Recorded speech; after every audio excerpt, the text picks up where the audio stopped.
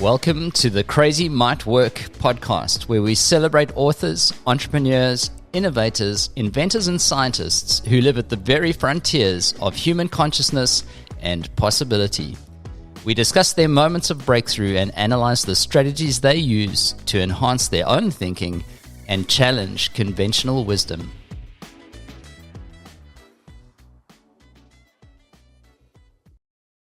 So the way that we met was I found this book back in 2001 called How NASA Builds Teams, and I got stuck into it in December of that year, and I just absolutely loved it. It for me confirmed many things that I'd suspected about project management, but all kinds of things that I'd seen in organizations. And so I reached out to Charlie and said, Charlie, this is a cracking read. I'm really enjoying reading your book.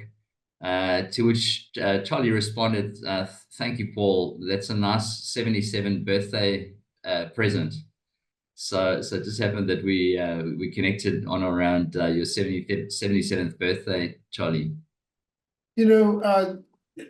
I was thinking about this. The people that really enjoy this work are typically people who knew these things already, and this just organized it better for them. When I used to do workshops, I learned to do a team development assessment before a workshop, and teams that scored high in that loved the workshop. I got scores like 9.7 or something like that. And teams in the bottom, I learned not to even deal with them because they don't learn anything. So I'm not surprised that you found a lot of kinship with this. That's really what lights people up. Yeah, absolutely. Look, I think it's generous to say that it was stuff that I knew before, but because I think that it really describes that social context in a way that's very unique. I think it's essentially turning invisible things into ideas that you can work with. You got it. That's the whole point. Yeah.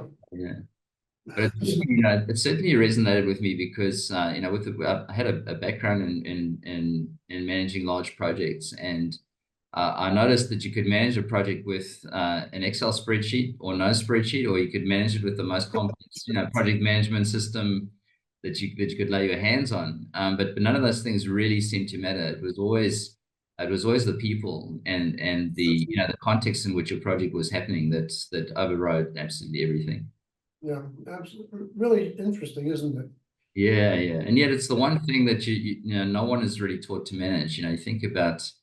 We were talking earlier about Sharpie and some of the work that he does with the Australian Institute of Project Management. All project managers are trained in process, but they're not fundamentally trained in context. So that remains invisible, and it remains probably the major risk. It's really interests me how this is totally ignored by almost everybody, and it is the deal. So. You're quite right. The first step is to be able to name something. So now there's a field there that now you can name it. Yeah. And the step that I think I took is measuring it and managing it. Yeah. I think that's supposed to be about your observations, not mine. Sorry. I think these are always our conversations end up ranging far, Charlie. So and I love the exchange. I think some organizations would probably call it culture, but the thing with that is that it's kind of useless because the term culture is so widely defined, right? And if you say exactly culture, right. It's got something else rattling in the head. It's a rubber word. But by the way, there's Richard Feynman, the famous physicist, once said, "There's no science in social science," and there's certainly no vocabulary. In physics, we physicists can get together and talk, and we know exactly what we're talking about, even if they're from another country. But culture, I don't know what the hell it means. I have my own definition for it, but I don't. It has no universal meaning. Yeah, And So, Charlie, the thing that immediately resonated with me about the 4D program is that the emphasis on behaviors, because yeah, you might not agree on terms and you might not be able to fully define various aspects of culture, but I think you can observe something like authentic appreciation. We can establish someone dealing with shared interests and working through those with a group. So I think the beauty of those things is that it takes away that reliance on having to have a shared definition, because the behavior is observable. and so when I first started this, it's kind of a first principles thing in physics. What are you trying to do? And it occurred to me, it's behavioral change. If you haven't done that, you haven't done anything. Yeah, And I went through a bazillion different so-called training programs that changed absolutely nothing. yeah. And so, yeah, Yeah, good. I think we've definitely heard that, and not just from ourselves. We've had many leaders come on, particularly the public programs that we run now in Australia, and they've been on every leadership course that you can possibly imagine. We've even had leadership groups come on the program when they've just been on a leadership development, and they've said, it's chalk and cheese. It's completely different to anything that they've done before, Nice. and they can see how it cuts through some of those invisible elements, those intangibles of group performance. Yeah, nice. Thank you. Yeah, I think for me the other thing that maybe not as resounding as the behavioral focus, but one of the things that certainly has struck me about the program, particularly as I've used it more and more, Charlie, is just how well it actually corresponds with all the contemporary research around social Mm. neuroscience. So which, as you know, is a new discipline. It's only in the last few decades that they've been able to put electrodes on people's heads That's and run experiments. And what they've learned is that we have all these great theories about how people respond to things and how they think, but most of those are wrong, right? yeah, They that's just right. don't actually correspond with what people do in practice. But the beauty of the 4D program, I think, is that it stands up to that, right? Although that's new science, it actually resounds and resonates with it incredibly well. So even relatively new concepts like psychological safety and why that's important in a team setting. That's Amy Edmondson only coined that phrase a little while ago. But if you look at the 4D program, it absolutely creates that. It's one of the finest step-by-step, behaviorally orientated ways of creating an environment where team members feel safe, where they feel appreciated, where there's shared interests, there's a sense of belonging, there's elements of appropriate inclusion, all of those kinds of things, dealing with the dramas. They make it a safe environment, and then you've got a basis for a really high performing team. So I think this does what a lot of programs I think would long to do, which is actually do something practical about that. Actually create an environment that's psychologically safe, and then go on to high performance as a result. So I think this Got it. all of that. That's it. That's exactly. Yeah, nice. The program is it's just so multifaceted. We just found that it appeals to leaders at all levels. We quite often get individuals saying, and of course I should preface this just by saying that our focus with Crazy Might Work is on leaders. So I know that you've applied it sometimes for leaders and probably most often with teams in your experience for specific reasons. But we've actually found that it does resonate well with leaders in Australia. And when they say to us, at what level does this work? The answer is it works at all levels because it's fundamentally it's designed for human beings. It actually resonates with everything that we know about brain science and about how people actually think and respond in social settings. And so it doesn't really matter if you're executive leadership team of Accenture, or whether you're a frontline, leader of an emergency services team, this is going to work. This will work in any social context where you're trying to bring a group together. Well, one of our clients in Boulder was a bakery. Okay. And that's the biggest problem was that half of them didn't speak good English.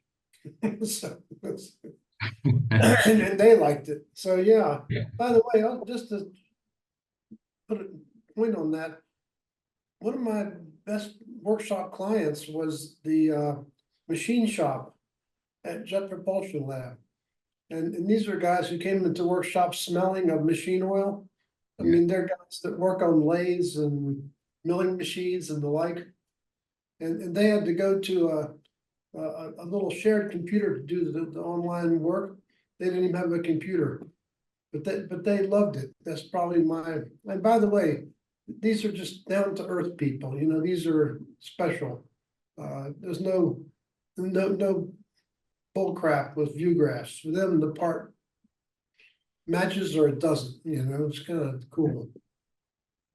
Yeah, 100%. I think I think we do also find that the people that are down to earth really enjoy the program because they're able to immediately take it back to their organizations and apply it. And I think somewhat similar to what you've been doing with your online group, Charlie. The public program that we run here, we run once a week. We do one behavior a week, and okay, cool. 2 hours period. It's a public. I mean, how many people? Look, there's normally probably around about 20 would be the typical number. The squad, which is like a special crimes unit, the commander of that unit in Australia. But we get everything through to executive leads, and then down to middle management, frontline leaders. So it's an incredible array, and we've even had scholarship students on the program working in with that cohort. Oh, wow. Now we get them to do team-based stuff online, and they just love it, and that sort of language or experience barrier is no barrier, because you're just getting to know one another as human beings and building the team cohesion, those individual bonds, which are incredibly powerful.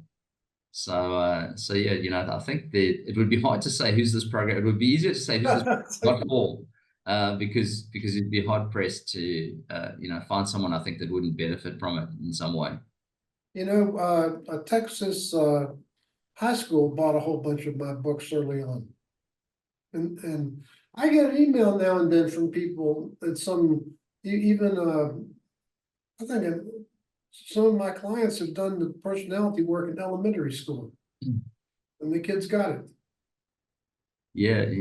I think you probably just have to pitch it slightly differently, but I think ultimately you're talking about behaviors that I think everyone can understand and access. By the way, there was a big client of mine, that Safety and Mission Assurance at Jet Propulsion Lab. She was many workshops over the years. In fact, Safety and Mission Assurance at NASA was probably in the end the biggest customer. Started out with flight projects, but they sort of got it that they're in the risk management business, and if you don't manage social risk, you've missed a big piece. And I heard her make a little tape about this, and she said the 8 behaviors are just common sense. I don't know why anybody wouldn't want to do that. And I think that's what you're talking about. You look at this and say, it's just common sense. Unfortunately, it's not that common, Charlie. I know. So it's the wrong. Common sense is not common, especially in business. Yeah, and I think having a way to approach something that you instinctively you might know that this is incredibly important, and I think we were talking the other day about references to causes for project failure, and that those range from people saying the context is 60% to others saying it's 95%, depending on who you talk to. I think it's much closer to 95% in my opinion. You know, in terms when you think about the real underlying root causes for failure, I think, and some of the sort of NASA inquiries into shuttle programs and things I have concluded similarly that that those social causes precede the equipment failure or human error. I think it's everything. You know, if you don't deal with this, you might get lucky, but that's it. It's at your peril. I mean, early on, I had when the business was bigger, I had a whole lot of 4D providers, and they'd keep sending me examples from all over the world of social failures. And look at this, the pipeline explosion in Mexico. And I don't think I've ever found a major failure that wasn't at its core social. When the nuclear reactor exploded, I watched the early on review by TEPCO, the power company, and they said, oh, it was totally the fault of the earthquake. They said, no, we're mistaken. It's the fault of the tsunami. And I thought, no, it's social. And I waited. It took about 8 months, but the government put together a high-level group from Tokyo University. And I have friends there, and they put me in contact with the chairman of the failure review board. And I said, would you send me a summary of your findings? And he said, yeah, it was man-made and social. Yeah. It was insularity of Japanese people to foreign advisors who told them over and over and over, you cannot leave those backup generators down there by the seawall. And the storyline that the managers ran was, no, we know better. We're not doing that. We don't want to spend the money. And look what happened. It's always the MAX. People ask me when the 737 MAX story came up to analyze that. It's the same thing. It's a fictitious storyline put out by the CEO. They could build an airplane with 15% better fuel efficiency 2 years faster with the 737, which is probably the worst airframe in the world to try and do this with. And same thing over and over. It's I think Charlie, the thing is what to do about it, right? But because once you know that and you acknowledge that the social environment is going to have a huge bearing on whether or not you succeed at whatever it is, then what do you do about that, right? And I think that's where the 4D program measure it. yeah. You measure it. It's really so simple. I tell you. You know the benchmark particularly because we've been at this now since since we started talking in 2021. We've been at this a couple of years now in Australia, so we've got a few clients that have repeated the benchmark and been through that whole benchmarking process a few times, and they've seen significant improvements across all of the behaviors. Even the ones that started with really high scores have improved. Nice. So I think the measurement absolutely, and we've actually encouraged clients to include other measures, right? If they think that there's a particular measure that is a good reflection of in our case leadership or team performance. So if it's staff engagement or employee net promoter score, whatever it is, we said measure it. Just measure it, and when we redo the benchmark, we'll redo that measure as well. I think the four basic elements are very fundamental. Yeah. The behaviors are not. They're carefully selected. They're good ones to measure. They're not the only ones you could measure to get the social context. The social context affects every single thing. You could measure 8 different things and still measure the social context. Yeah, and Charlie, what we found is that those measures, even though they're not part of the kind of 4D program, we found that they improve as much as the others. They're all to me the 8 behaviors are like looking into a diamond through 8 facets, and if you change any one of them, you change them all. If you appreciate better, it's easier to include people. It's easier to talk about hard problems, on and on and on. So they're like 4 probes into a multiverse of things. Yeah. I think that's incredibly powerful. The other thing that we've noticed organizations starting to do is that they actually revisit the eight behaviors at the start of a project. So actually building that Nice. into their project charter. So as Perfect. kickoff, Wow, great. Okay. instead of just, Nice. I mean, a typical project kickoff is a bunch of people getting together and talking about what the project deliverables are and That's some of right. the kind of mechanical aspects of how they're going to run the project. You know, when are they going to escalate? What are those pathways? How the risk register? Who's going to maintain that? Just some of those really mechanical elements. And so, just think about the power of it, including something like 4D, when you're setting up a project to go, Nice. how are we going to work together? You know, what are our ways of working? Forget about the watch for a moment. How are we actually going to interact with one another? You know, what's the social Oh, base? you're doing great stuff, my friend. Well, I think it's just about application of this program, Charlie. I think the more ways you find to apply it, the more powerful it is. You know, it's definitely in the doing as opposed to the knowing. So I think these are, and none of the behaviors are particularly rocket science. If you excuse the pun, Charlie. That's right. That's fine.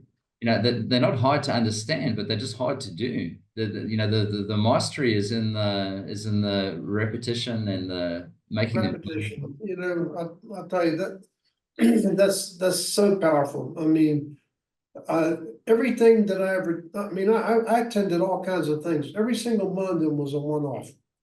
There was not anything that ever had repetition. And how do you make behaviors effective? You make them habits and you perfect them. How do you do that? You repeat them. There's no other way. Yeah, That's why singers practice. That's why musicians practice. That's why sports teams practice. It's not because they like to practice. That's how you make the behaviors powerful and habitual. yeah. So you're quite right.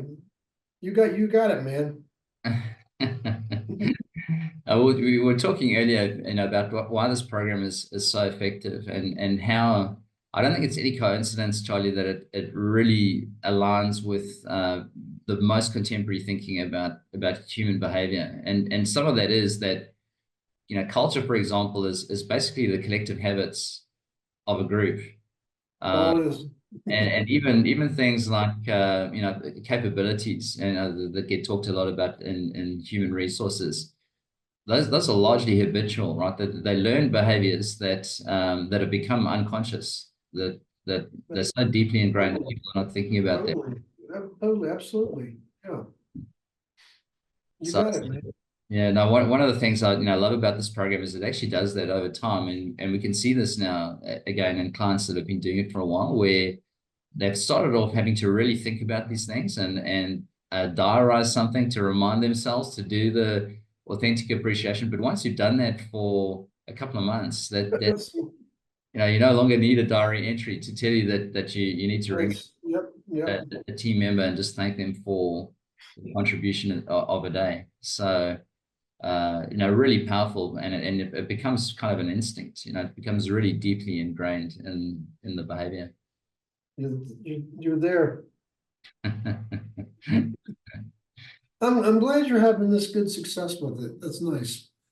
Yeah, And we've got particularly some of the government agencies that we're talking to. Are saying that it's been transformational for them. And again, these are organizations actually. As I think about the agencies, that they typically do this with intact teams. So it's I not just think that's the most leaders and their powerful. teams. Yeah. Yes. You had mentioned this before, but I started out with doing leadership and I discovered two problems. The first was I went for my first business, I went to project management. That's my background, project managers of space projects. I knew these guys. And at the time I had no book, no data, and I was asking them about leadership. And they would say to me, no, we don't care about leadership, we care about results.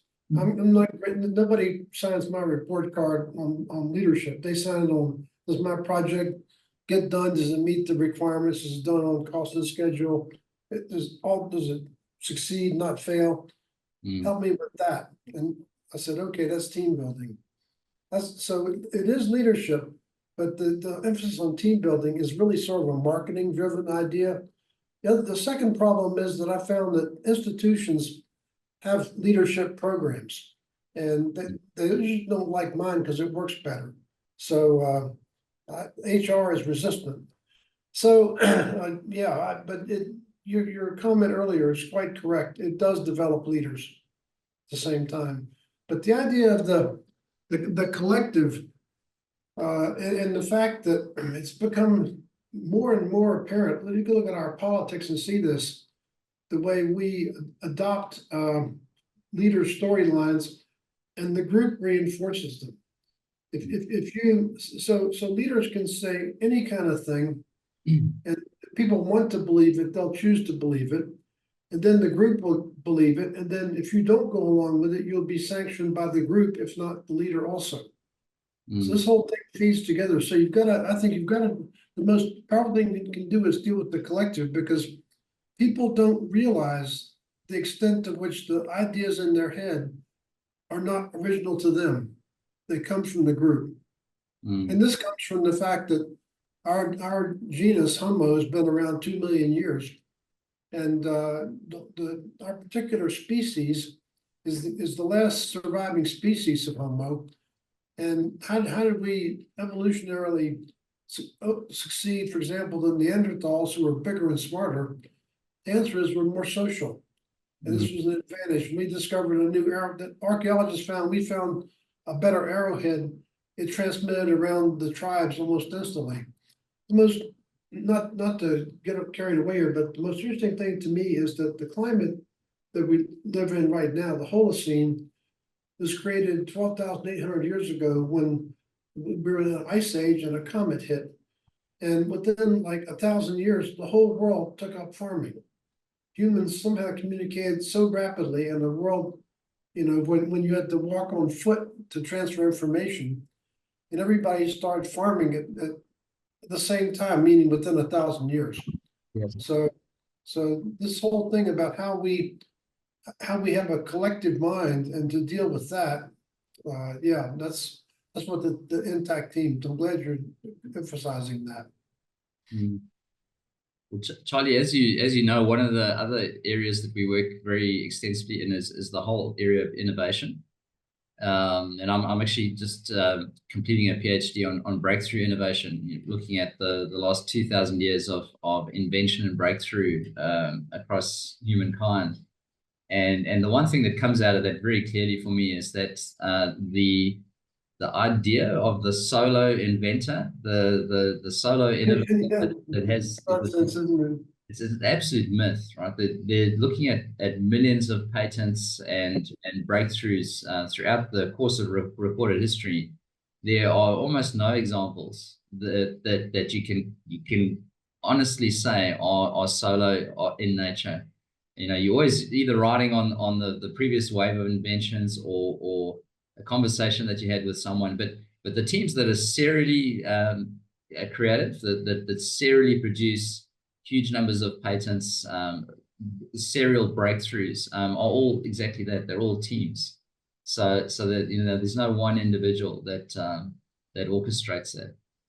I was just someone sent me an article about Elon Musk because he's made himself more controversial than ever with his political things now. And what it said was that Tesla, the Roadster, actually was a company built it, and Musk bought it. And this beautiful thing with the reusable rocket that returns, a company built a booster that did that long before SpaceX, called DCX, and just was largely ignored. So, yeah, I mean, the whole, you ask who's the innovator in chief, you asked me yesterday, I would have said Elon Musk is a good example. It looks more and more like he picked up the ideas from somebody who worked on them before. I mean, by the way, Apple did not invent the iPhone, that somebody else did. So innovation is an interesting one. Yeah. But I agree with you. I think collectively, I guess we're tainted by these stories. I don't know if they're even true, of Alexander Graham Bell sitting in his laboratory trying hundreds of filaments. he probably had grad students and TAs working for him. I don't know. Yeah, look, I think I'm just something you said earlier about us being social in nature. I think, and that being a reason for the propagation of the species, the success of Yeah, yeah. being on the planet. I think there's an enormous amount of, and as you were just saying that, it just reminded me of some research that I saw a little while back, which in some ways kind of debunks, we're talking about these beautiful models. I think George Box famously said that all models are wrong, but some are useful. Yeah. And so we have all these pristine psychological models. The one I was thinking of is Maslow's hierarchy, which is good for some things, but it's not a great representation of what actually happens socially, right, in a social setting.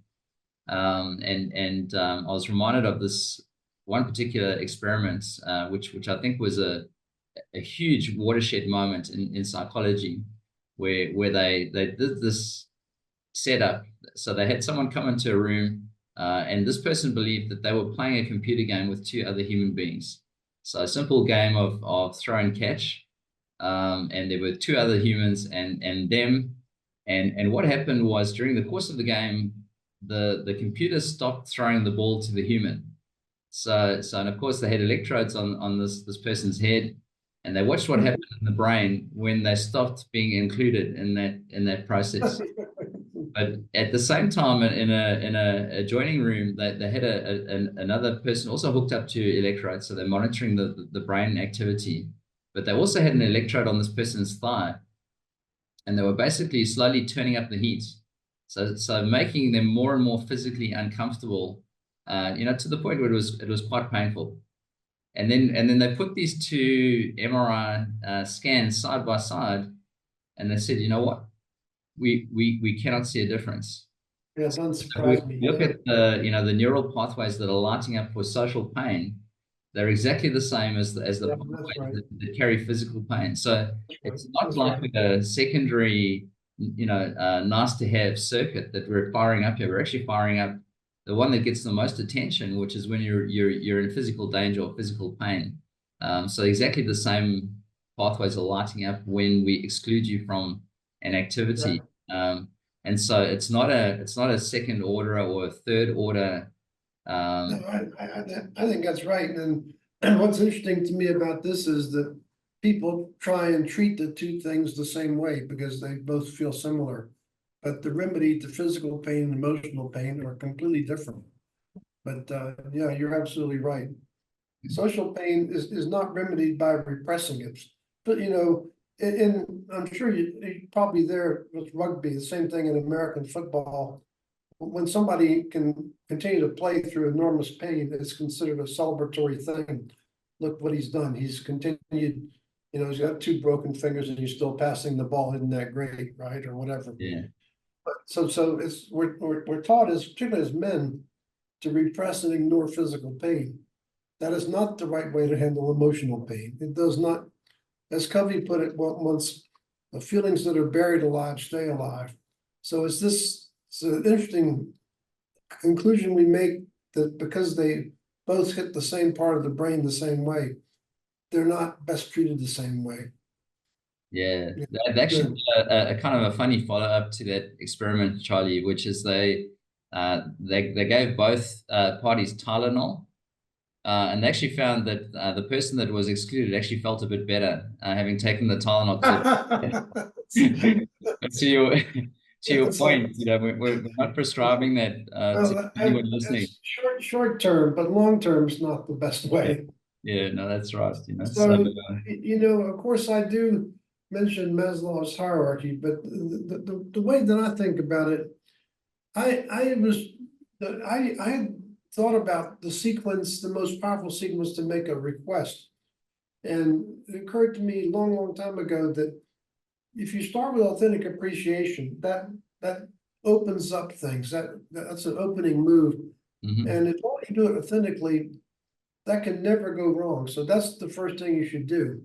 And then it seemed to me that the inclusion, which I would rank second, but I think it's contextual. Inclusion, as you pointed out, can actually be a bigger need the need for appreciation. And as you know, people who feel excluded the expression in the US is go postal. They act it out, okay? So those two, I'm not sure, but I think if you can address a shared interest, and then from there, it doesn't matter how you do it, but I was liking the idea that Maslow's hierarchy, and by the way, I don't think there's any journal agreement about the details of it, but the idea that we have things that have to be met in order, for example, nobody would argue that there's the rule of threes, right? The physiological underpinnings of Maslow's work. First is air. You need air on a scale of 3 minutes. You need food and water on a scale of maybe for 3 days. Sleep on the scale sleep and water on a scale of 3 days. Food on a scale of maybe 3 weeks. So then you get into. I actually think the next one up is feeling safe, and that involves trustworthiness, and that kind of wraps up appreciation, inclusion, a whole bunch of 4D stuff. Then you get into the appreciation, but I don't take it literally, but I always like the idea that I can sort of reference something that people are more familiar with and kind of tie it together in another way. That's called unification in physics. That's what people are trying to do with string theory these days, is to unify physics. Or at least, so anyway. Well, Tony, when I was thinking about this, so I know one of the neuroscientists on that experiment was someone called Lieberman, but again, it was a team. But I got to thinking about why would that be? Why would not belonging generate a pain response that is so dramatic, in the brain? Why would it be given that priority pathway? And then something you said earlier about Neanderthals versus our current species. Why would something that's bigger and stronger not survive? Be much more prolific on the planet. And I think the answer comes back to, imagine going back 150, 200,000 years and actually being in the. That's about the right time scale. Yeah. Yeah. So you go back to that time and you think, well, if you got excluded from the group this afternoon and you had to spend the night on your own out in the African savannah, your chances would be, 0 to nothing of making it through to the morning, because they're much bigger predators. Yeah, it's absolutely fatal. Yeah. Yeah. So I think when you think about it in that kind of original, the context in which our brain was wired, is not the current social. Exactly. Yeah. So, early on, I tried to ask myself, what is it you can actually do by yourself? Okay. And so the first thing that came to my mind was, I knew people, if you're doing physics research, and you're, say, a theoretician, these people appear to be sort of working alone. Now it turns out they have graduate students and whatnot, but I thought that's a field you can pretty much isolate. Then I started to think, no, you've got to have grants. You've got to get things peer reviewed. You've got to have relationships with sponsors. There's nothing. There's nothing you do by yourself. Nothing. And in today's world, the necessity of interconnectedness seems to me it's expanding exponentially. If you're going to build a space shuttle, think of the number of relationships involved in that. It's gargantuan. Or even run a country. Our whole history is leaders who we knew personally, groups of 50 people. I actually saw a sign in Portugal from the Stone Age, written in stone, and it was interpreted to read, "There's some pretty ladies in the next village. You ought to go over and have sex with them, because our little village, only 40 people, we got a gene problem." So it's the basic notion of collective behavior is just it is. I think it's Homo sapiens' primary evolutionary advantage is the collective behavior on a scale of 50 people or something.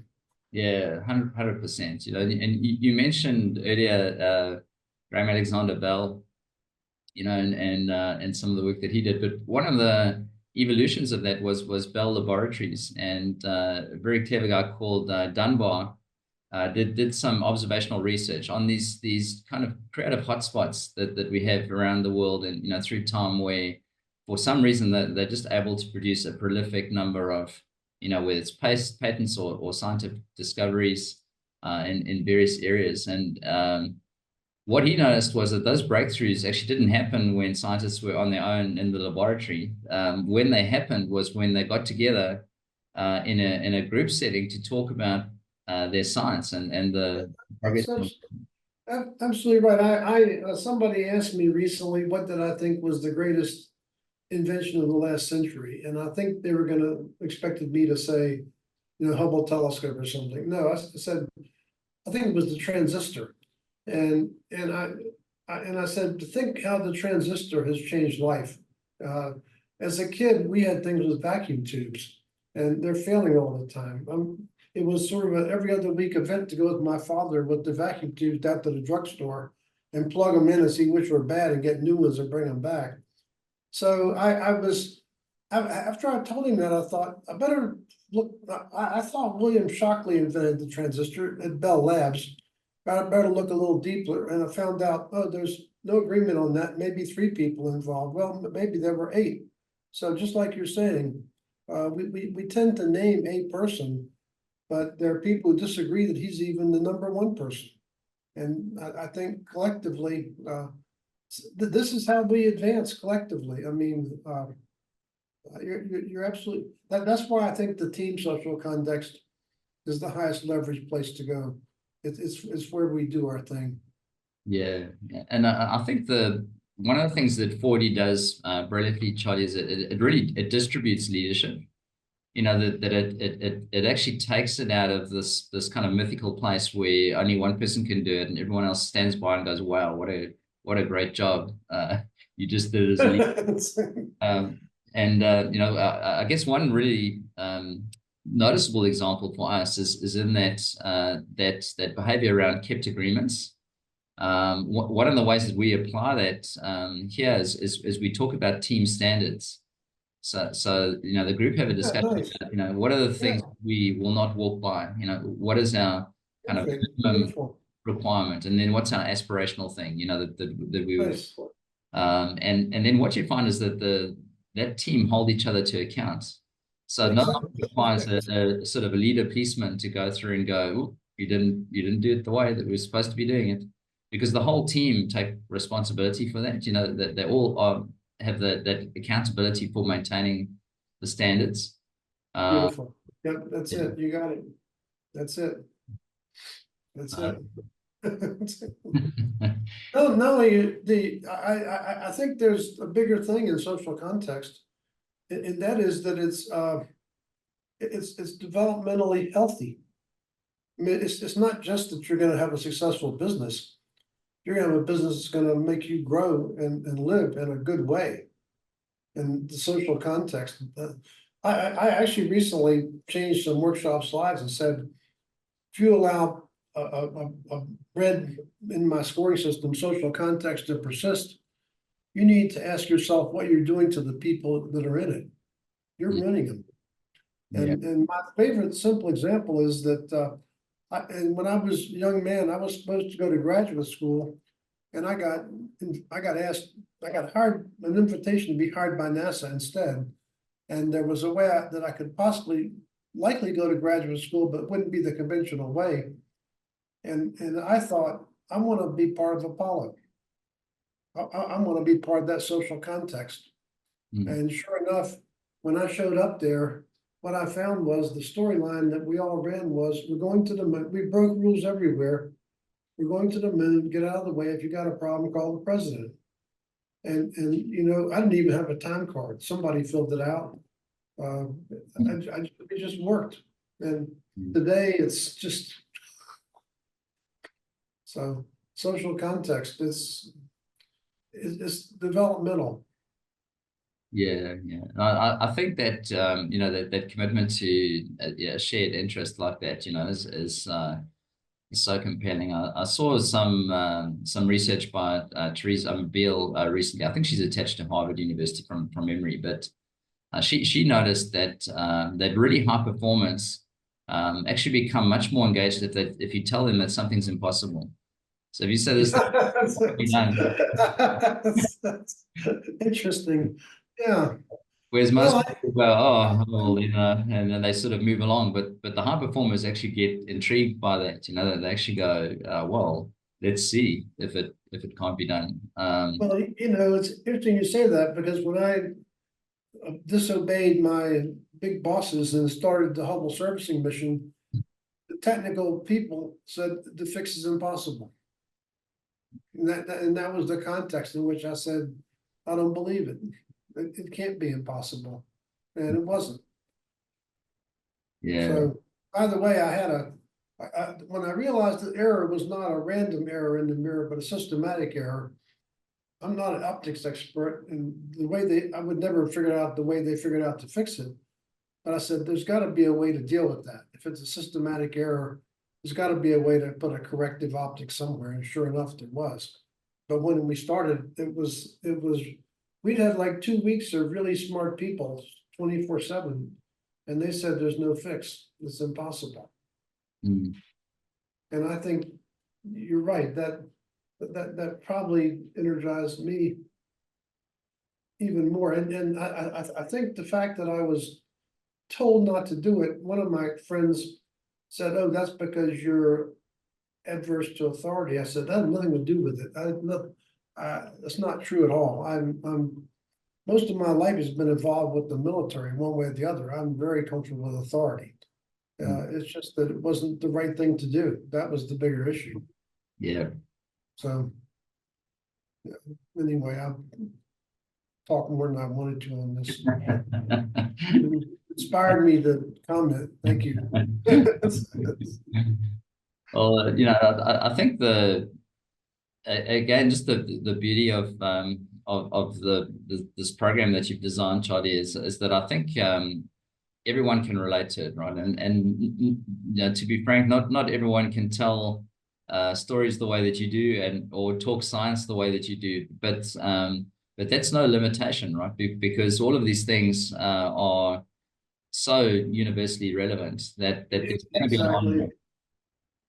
So I encourage people to they're going to do workshops, tell your own stories. Like my friend Frank Martin, I asked him what does he talk about 100% commitment? He describes working at Lockheed Martin and having his wife's daughter had a child with Downs, and like instantly decided to quit the job, move to North Carolina, and support her with that child.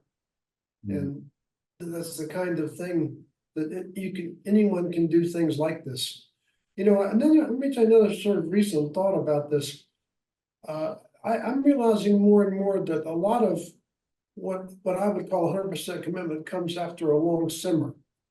The people have I recently tried to get a friend of mine to sell his house about 1.5 years ago and move to another part of Canada because he was basically out of work because of COVID.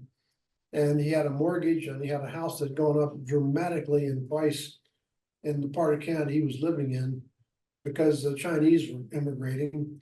And the place he and his wife were originally from, which I've been to those parts of Canada, you could buy a really nice house for 1/4 as much money. And I said, you got to sell this house and move, get out of debt because, how long the COVID's going to affect the ability to sell training, I don't know. And so it took him about 8 months. He had another precipitating event. And what happened was that probably true in Australia, in Canada, just like England, house mortgages get renegotiated every 5 years. They don't have a 30-year mortgage like we do here. Mm-hmm. So his mortgage got renegotiated. He decided in 5 minutes we're moving. But I think what happens is you have this long simmer, this slow burn of sort of worry, and then you get this tipping point. And once you hit there, you're off to the races. So I think for me, what helped in the Hubble story, and I tell us because people seem to like it, is all of the horrible criticism in the aftermath of this thing. I mean, I could not watch late night television or anything. We're being blasted everywhere, every newspaper, even internationally. So I think that simmer of all that distress, and none of us were used to this kind of level of attack, public attack, and being accused of incompetent and on and on and on. It was only about 3 or 4 weeks of simmer, but I think when I got that stuff from Mikulski, that was kind of like the last straw, the boom. So I think that's how this works operationally. It has a simmer. Yeah, I think there's some nice parallels there, Charlie, with what we see in the innovation space as well. They talk about something called incubation, which is Yeah, that's what I'm talking about. Yeah. I think the average age of a Nobel laureate is 60 years. So I think there's a fair bit of simmering that's been going on there, for many of them in terms of just trying to deal with an intractable problem, something that they've been working at from a number of different. I think you're going to find that for most, I'm not sure about this thing, for most of them, what they did was 20 years earlier. My friends who have Nobel Prizes, they all have big, broad, beautiful track records of accomplishment in these fields in addition. So it looks like the common perception is they did this and they got the prize. No, they were considered amazing contributors for their lifetime, and people kind of said, "Oh, this is a good reason to give them a prize." So I think in physics there's a saying we say to each other: if you haven't made your contribution by 30, you're never going to.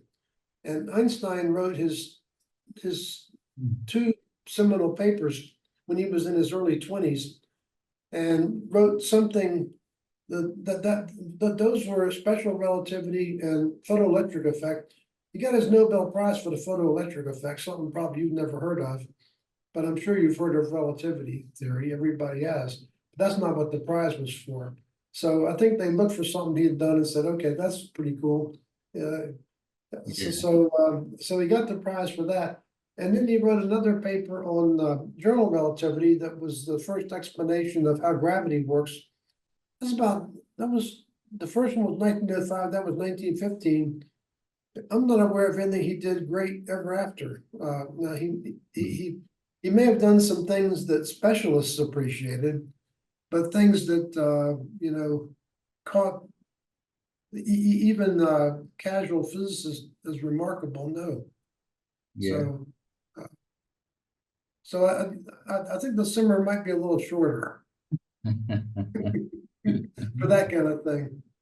But it's that's also true of the 4D system, isn't it, Charlie? Because I remember previous conversations that we've had where you've said that obviously I don't know the exact timing of your teaching at Colorado versus your time at NASA, but I think my perception was at least that you may have had a couple of aha moments in there, like the idea that you could represent social context in a matrix sort of 4x4. Oh yeah, that for sure. That was at the University of Colorado.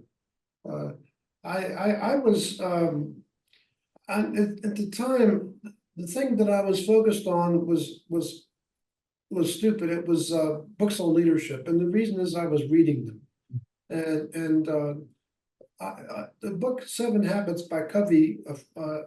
I happened to accidentally come across. I was a co-op student. I worked in a Navy laboratory when I was an undergraduate. I happened to be at an event in Washington and happened to, by whatever reason, meet one of my bosses back from those early days when I was still a high school, when I was an early college student. He said, "This is a book you ought to read." So I read the book, and the book really spoke to me. So I thought these books are useful. So the first class that I taught, I organized it with an acronym, and people liked it, but I wasn't happy with it. I could have named it the best of every training I ever had in my career at NASA. Would be a better, more honest title than what it was. Yeah. So I thought I started reading these books and realized they're all lists. And I thought there must be some integral connection between these ideas. These people must somehow have tapped into some master idea. Like in physics, that's what we're always looking for, is this core organizing principle, F equals ma, or Maxwell's equations, or whatever, must be there. So I actually took a month off. I wasn't working in the summers because I'm just teaching. So and so I went and got the 5 or 6 most popular books, and I took the things to do and put them on the office wall. And I tried to find some unifying feature between them. I used supporting systems in physics and looking for some, because I hate lists. I like things that are logical and have structure, and they're predictive when you have structure. That's what laws of physics are all about. They're about predicting things. You can tell when you throw a ball where it's going to go, for example, this kind of thing. And of course, more advanced things than that. But it failed completely. And the day I just said, I don't know why this is, I gave up. Next morning, I opened the newspaper and there was a Dilbert cartoon. He said, every consultant makes a living with a 2x2 matrix. And I said, I made it too hard. It's an XY system. I happened to be reading Jung's work on psychological personality development at the time. And I thought, well, how about if I put that into a 2D XY system? And that's how it all started. And began playing with that and found out, yes, it's a really helpful tool. You can take these invisible fields. The same thing you do with equations in physics, you can reduce them into things that you can manage and understand.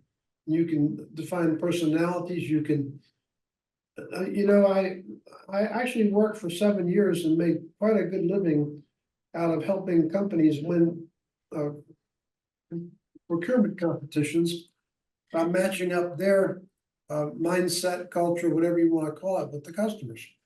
And that little tool did it. So that's the whole thing. That's how it happened. Dumb luck. Maybe a lot of things happen like that.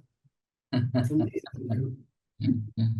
Well, you got me thinking, Charlie. I think we probably need a separate conversation about my PhD. You just made me realize that's a list. So now I got my work cut out for me. But I think that that system definitely is a great way of approximating the reality. I think that obviously George Box would say no model. That's all physics ever does. The same thing. It approximates reality. Yeah. The question the real question about a physics equation or engineering, the same thing, is it predictive? Can you use it? You can build it on historical information. If you use it for something else, will it tell you what's going to happen? That's the whole idea of physics equations. By the way, you can never prove a theory in physics. All you can do is fail to disprove it so many times that you trust it. Yeah. Okay. So this is the same thing. I can never prove this works, but I can show you it works in so many different ways that all involve social matters that you can learn to trust it. It's the same thing. Yeah.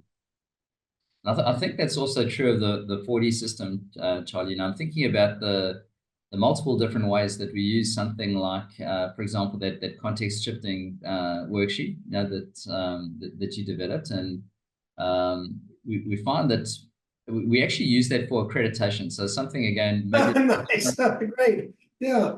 A little different, with our programs. We actually get each person has to submit to us, and it's completely confidential. But they have to submit a context shifting worksheet, which shows us that they can apply all ideas to a social context.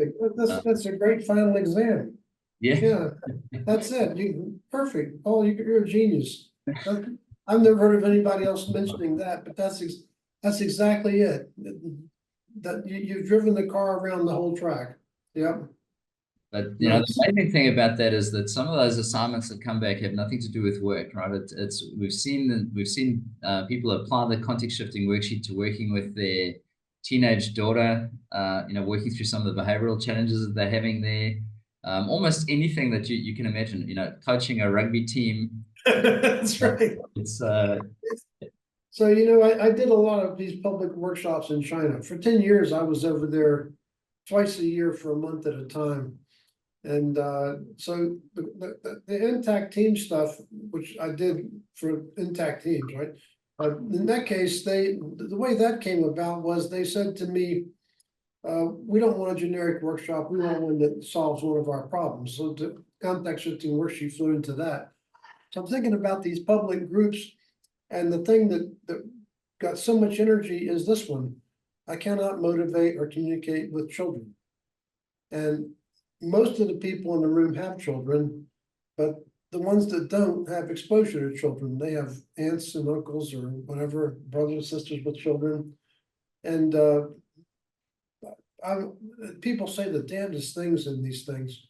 But in case of China, they're more outward going than Westerners tend to be, and then they would get up and say things, and I'd go, "Oh my God, you serious?" That's probably true in the West, just people won't say it. But that had lots of energy, and who's ever had children doesn't have that problem, Yeah. you know?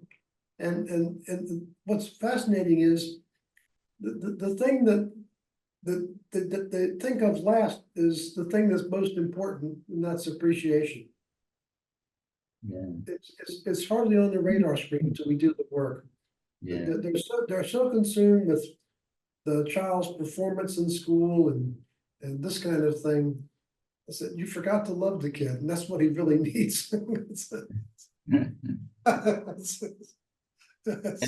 Tony, the other place where that I found that really works, you know, and this kind of intrigued me because I noticed in your programs when you talk about using the 4 dimensions as a way of communicating, that great speech by Gandhi, you know, which does exactly that. Yeah, right, it's perfect. That's right. He like read the book. But the crazy thing about that, right, is if you go back to any great speech that you've ever heard, you know, whether it's Obama or Kennedy or, you know, Malala, you name it, you can see that pattern over and over again. You can never unsee it once you've seen it, right? Because that's exactly what makes those speeches great. In the early, you know, the U.S. politics before recent days were not so, I don't know, dramatic. But the speech I always watched was State of the Union speech, because what the president used to do was to lay out his budget priorities and his priorities for the country. That's what the speech was about. And that interested me because I was a civil servant and worked for the government.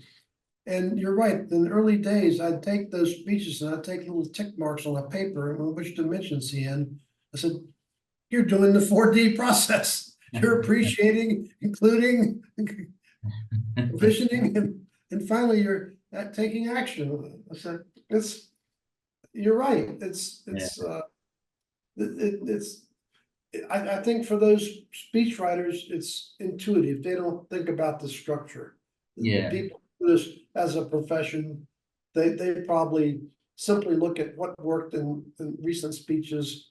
And you know, the way they do the inclusion is interesting. They always have the fireman on the stage with them, or the pregnant woman, or whatever it's about. And they actually physically include them in the speech.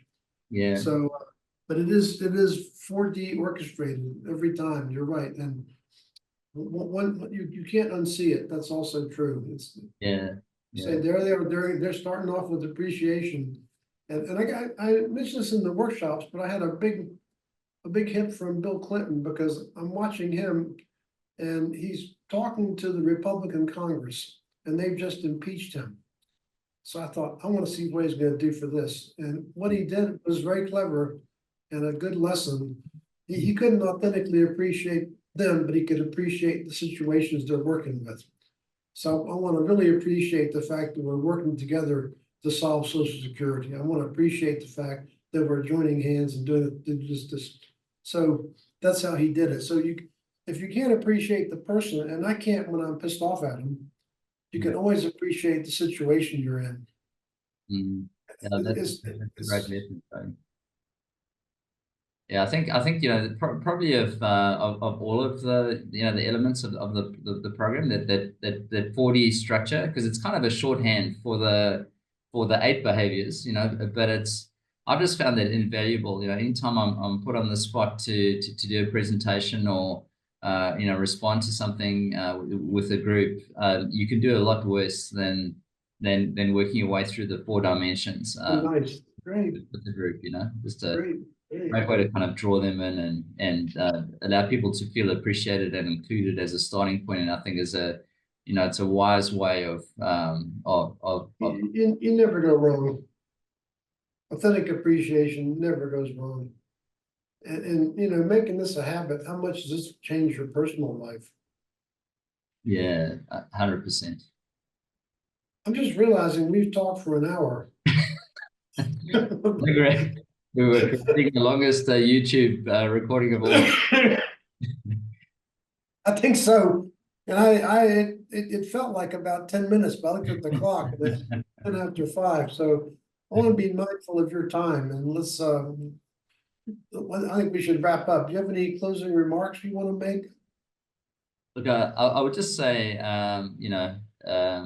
my experience of you is that your credibility and generosity epitomized. I think if it wasn't for the interactions I've had with you over the last few years, we wouldn't have the wonderful program that we've got in Australia. Changing lives, and that's in healthcare and law enforcement and all of these places without the guidance and the way that you brought it to life for me and modeled it as well, I have to say. So thank you so much, Charlie. Really, have loved all our long conversations. You've been an inspiration to me too, Paul. Really, I really appreciate you. You've got a wonderfully keen mind. It's great. It's always a pleasure, my friend. Yeah, thank you so much, Charlie. I look forward to. I'm going to have to come back to you on my PhD now. So yeah, right. Is that going to wrap up soon? I hope so. But now that I've realized it's a list, maybe not. If you can find an organizing principle in it, it's always better. Yeah, I agree. Nice. Thanks so much, Charlie. Good chatting with you. Thank you.